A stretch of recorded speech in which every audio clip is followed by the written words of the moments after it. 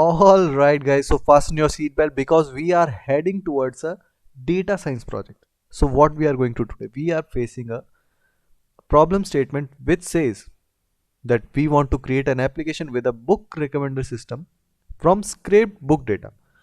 So four main things are here. Application, we want to create an application. We are going to do that with Flask. Next thing is what application is doing is it is a book recommender system.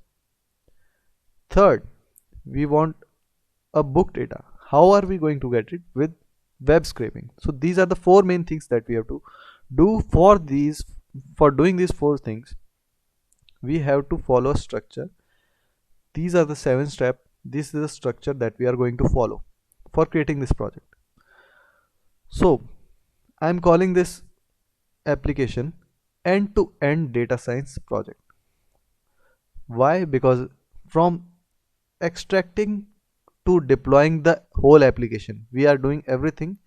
We'll do everything in this project. So first step is scraping data. Then we are storing the data in correct format. So why this step is important? Because when we scrape the data, it is not always in a suitable format for EDA. What is EDA? It is the third part, exploratory data analysis. So we sometimes we want to manipulate data and extract some insights out of it. But for doing that, let's say we are opening our data in pandas data frame, but it is not in correct format. So how will we do it? For that we have to do some data manipulation. We have to store it in a correct format. Okay, so EDA part, it is not very much important in this project because we already are extracting only useful data, only the data that we will need, nothing else. Okay, anyway, so fourth step is we'll create an algorithm for a recommender system, and then we are going to create API, and then we'll set up the algorithm and integrate it with the API that we created, and then we'll deploy it. So that is the workflow that we are going to follow. Hope everything is clear till this point. Next what we need is we'll set up our project. We'll initialize our project. For that we need a virtual environment. So it is important that we create virtual environment so the dependency does not conflict.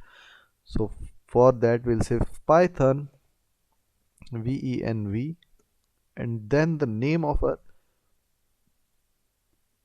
we'll say environment,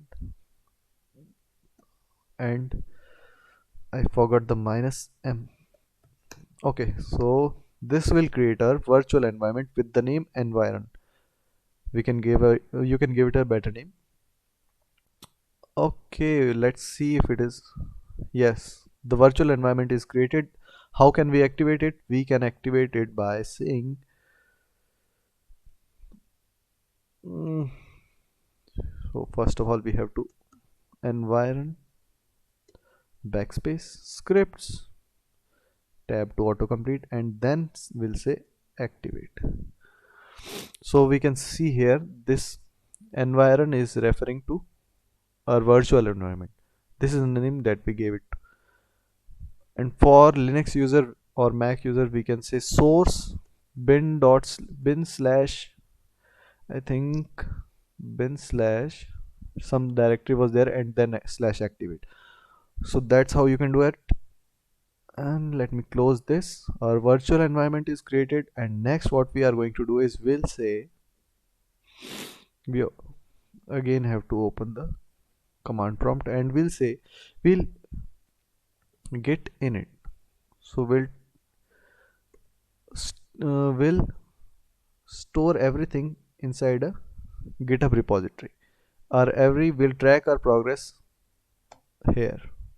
Initialize empty Git repository. So you must have installed the Git beforehand to run this command.